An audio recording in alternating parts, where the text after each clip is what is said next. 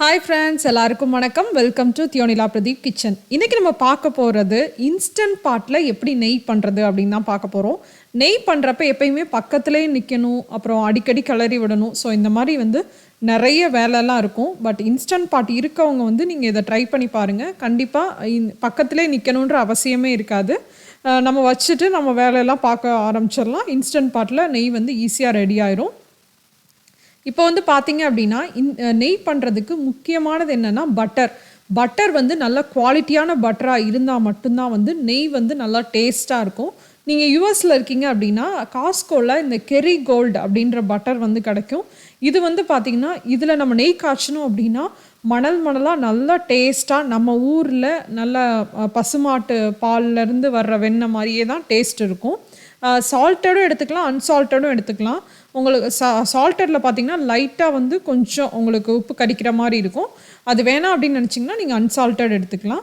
இதில் பார்த்தீங்கன்னா 225 கிராம் இருக்க ஒரு பாரில் நான் 7 பார் எடுத்திருக்கேன். கிட்டத்தட்ட 1.5 கிலோ பக்கம் நான் பட்டர் எடுத்திருக்கேன் நெய் காய்ச்சறதுக்கு. இந்த மாதிரி இன்ஸ்டன்ட் பாட்டில் பண்ணுறப்ப நிறைய நெய் ஒரே டைமில் காய்ச்சி வச்சுக்கலாம். நெய்லாம் கெட்டு போகாது இல்லையா, ஒரு 6 மாதம் வரைக்கும் கூட அது பாட்டுக்கு இருக்கும். ஸோ நான் பட்டரை நல்லா ஒரு 3-4 மணி நேரத்துக்கு முன்னாடியே எடுத்து வெளியில் வச்சுட்டேன். அப்போ ரூம் டெம்பரேச்சரில் இருந்துச்சு அப்படின்னா தான் நல்லாயிருக்கும். இப்போ இது எல்லாத்தையுமே இன்ஸ்டன்ட் பாட்டோட அந்த இன்னர் பாட் இருக்கு இல்லையா, அதில் இந்த இது பட்டர் எல்லாத்தையுமே எடுத்து போட்டுடலாம். என்னோட இன்ஸ்டன்ட் பாட் 8 குவாட் இன்ஸ்டன்ட் பாட். ஸோ நீங்கள் சின்ன இன்ஸ்டன்ட் பாட்டில் பண்ணுறீங்க அப்படின்னா அதுக்கு தகுந்த மாதிரி பட்டர் எடுத்துக்கோங்க. இப்போ இன்ஸ்டன்ட் பாட்டை ப்ளக் பண்ணிவிட்டு சூப் மோடில் 13 நிமிஷம் நம்ம குக் பண்ண போகிறோம்.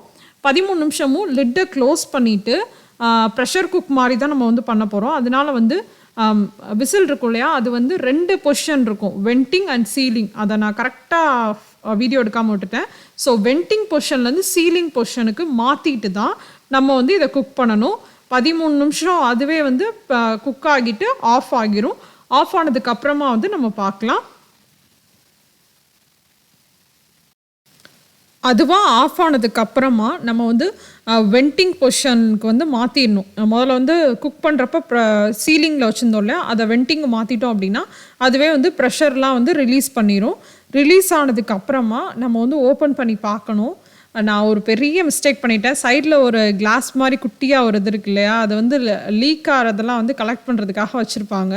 ஸோ அதை மாட்டாமல் விட்டுட்டேன் நான் இன்ஸ்டன்ட் பாட்டில். ஸோ லைட்டாக நெய் லீக் ஆகியிருந்துச்சு. அது ஒரு பெரிய மிஸ்டேக். நீங்கள் அந்த மாதிரி பண்ணிடாதீங்க. கொஞ்சம் தான் லீக் ஆகும், ஒரு ஸ்பூன் அளவு கூட லீக் ஆகாது. இருந்தாலும் அதை மாட்டிட்டீங்க அப்படின்னா எந்த ஒரு ப்ரெஷர் குக் பண்ணிங்கனாலும் பிரியாணிலேருந்து எல்லாத்துலேயுமே அதை ஒரு சேஃப்டிக்கு நீங்கள் மாட்டிடுங்க. இப்போ ஓப்பன் பண்ணி பார்த்தா நெய் 3/4 ரெடி ஆகிருச்சு. நான் ரொம்ப நிறையா விட்டனால அந்த 13 நிமிஷம் இதுக்கு பத்தலை. ஸோ அதனால் இன்னும் ஒரு 10 நிமிஷம் நான் சாட்டே மோட்லேயே சூப் மோட்லேயே ஓப்பன் பண்ணியே விட்டுற போகிறேன். 10 நிமிஷம் நம்ம கிட்ட வரணும்னு அவசியமே இல்லைங்க. ஏதாச்சும் அடிப்பிடிச்சிச்சு அப்படின்னா இன்ஸ்டன்ட் பாட்டே நமக்கு இண்டிகேட் கொடுக்கும். அதாவது பேர்னிங்னு ஒரு பீப் சவுண்ட் வரும். அப்போ மட்டும் நம்ம பார்த்தா போதும்.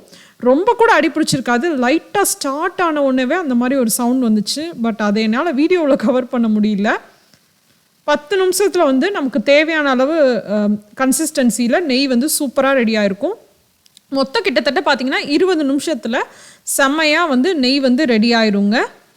பார்த்தீங்களா, இந்த மாதிரி கலர் வந்தால் தான் எனக்கு பிடிக்கும். ஸோ அதனால் இந்த மாதிரி ஒரு தேன் கலர்னு சொல்லுவாங்க, அந்த கலர் வந்தோடனே தான் நான் ஆஃப் பண்ணுவேன்.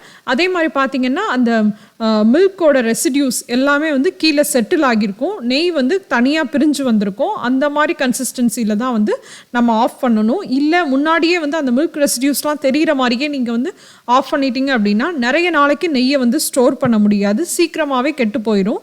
அதனால் இந்த கன்சிஸ்டன்சி இந்த கலர் வந்ததுக்கப்புறமா நீங்கள் ஆஃப் பண்ணுங்கள். இப்போ இதை நல்லா ஒரு துணியில் போட்டு நீங்கள் வடிகட்டலாம். அப்படி இல்லைன்னா பேப்பர் டவலில் போட்டு நல்லா வடிகட்டி அந்த மில்க் சாலிட்ஸ்லாம் தனியாக எடுத்துகிட்டு நெய்யை மட்டும் பிரித்து எடுத்துக்கலாம். வடிகட்டினதுக்கப்புறமா மீதி இருக்க அந்த கசடு மாதிரி இருக்கும் இல்லையா, அந்த மில்க் சாலிட்ஸ், அது எல்லாத்தையும் நீங்கள் குப்பையில் போடணுன்னு அவசியமே இல்லைங்க. இதே பாத்திரம், இந்த இன்ஸ்டன்ட் பாட்டில் அதுக்கப்புறமா நான் ஒரு புலாவ் பண்ணேன். அவ்வளோ ஒரு டேஸ்ட்டாக இருந்துச்சு. ஏன்னா அந்த நெய்யோட அந்த பார்ட்ஸ்லாம் ஒட்டியிருக்கு இல்லையா?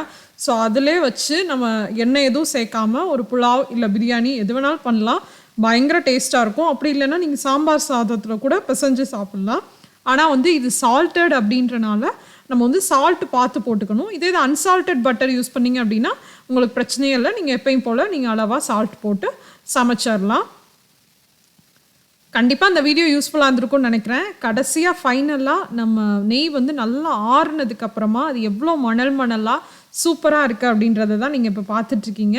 இந்த வீடியோ இன்ஸ்டன்ட் பாட் வச்சுருக்கவங்களுக்கு கண்டிப்பாக யூஸ்ஃபுல்லாக இருந்திருக்கும்னு நினைக்கிறேன். ட்ரை பண்ணி பார்த்துட்டு உங்களுக்கு நெய் எப்படி வந்துச்சு அப்படின்றத மறக்காமல் என் கூட கமெண்ட்டில் ஷேர் பண்ணிக்கோங்க. இன்னொரு இன்ட்ரெஸ்டிங்கான யூஸ்ஃபுல்லான வீடியோவோட உங்கள் எல்லாரையும் சந்திக்கிறேன். அதுவரை உங்களிடமிருந்து விடைபெறுவது உங்கள் தியோனிலா பிரதீப். தேங்க்யூ.